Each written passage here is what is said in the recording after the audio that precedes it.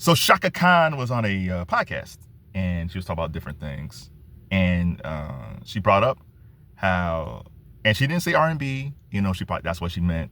She didn't mention R&B or pop, but she was saying how younger female artists use their bodies too much instead of focusing on singing. And clearly, she's probably talking about R&B.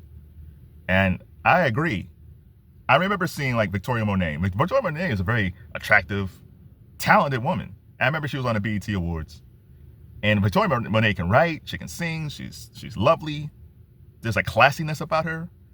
But I remember that performance, and she was rolling around like she was Megan Thee Stallion. And it's like, you don't have to do this. You don't have to do this. Leave it to the ones who can't really perform that well. And that's the problem today. I don't know if there's anybody who came out within the last 10 years who can last as long as Chaka Khan. Yeah, you got Ari Lennox, you got Coco Jones. People always bring on Jasmine Sullivan, but again, Jasmine Sullivan came through in the 2000s. So she came from a different era where you still had to kind of sing a bit. But I don't know if there's anybody. The closest I think was H.E.R. I always say this about H.E.R. There was a fork in the road when H.E.R. came out. And the music industry could have gone the direction of, wow, she plays keys and guitar and drums. We're going back to the days of like Alicia Keys and N.E.R.E. and Patrice Rushen and all these talented women, Taste the Honey and all these talented women who can play instruments. But no, they went Cardi and Megan. They went the other way. I really do think R&B would be in a better position from a female standpoint if they went the direction of H.E.R., but they didn't. And what happened was female R&B singers saw what was going on with the female rappers, which was basically stripper rap, and they kind of merged it because it's a shame. Like someone like Whitney Houston, she didn't dance that much, but her vocal was everything. Mariah Carey, she wasn't much of a dancer. She tried, but her vocal was everything. Like Mary J. Blige, she's always stumbling around, but she can sing. Like she's not as strong as Mary and Mariah at their peak, but Mary has a very, very great influential voice. Coco from SWV, like she's not as great as Whitney and Mariah, but she had a really strong, really good voice. And they had nice bodies back then, but they didn't go all half naked. Like even with Janet Jackson and Madonna, neither one of them have the greatest voice, and I love them both. And they've done some things that was very sexual in nature at times, but it wasn't their full act.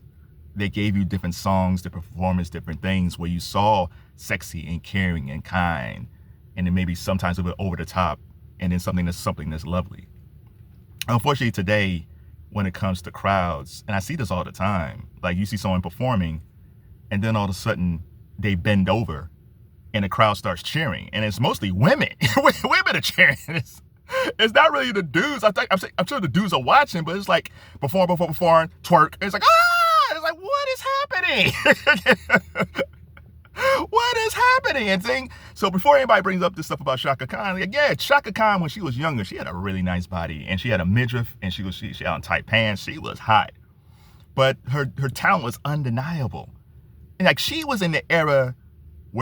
She was in the era of Donna Summer, the queen of disco. Donna Summer's voice is impeccable, and Donna Summer had "Love to Love You, Baby." That was very sexual in nature, but it wasn't like every song by Donna Summer was like that. But Donna Summer's voice was impeccable. You had Diana Ross. Aretha Franklin was still around. Diana Ross, Minnie Riperton, Roberta Flack, Stephanie Mills, Patti LaBelle, Gladys Knight. That's who Chaka Khan, a younger Chaka Khan, was competing against. Now think of all those names I said. Is there equivalent to a group of young ladies who sound like this today? And it's not just the young ladies in R&B. It's R&B males too. Even with them, we got some guys out there that's pretty good, but they're not really making a whole lot of great material. And for the male R&B vocalists and female R&B vocalists, the songwriting isn't as good these days. So the songwriters are not great. The production value is not as great. Like even if you took it back just to the 2000s, I'm not even talking about like Jam and Lewis and Babyface or Teddy Riley. Like even if you take it back to the days of like Timberland and Missy, even if you just go back to that era in Mike City, I think you have a chance. Music Soul Child, like you have a chance, but the songwriting isn't as strong. The productions isn't as strong. The labels are not doing A&R like they should. They're not cultivating this talent. It's almost like they don't want legacy artists. And I don't know why, because if you have legacy artists, you have more material to sell.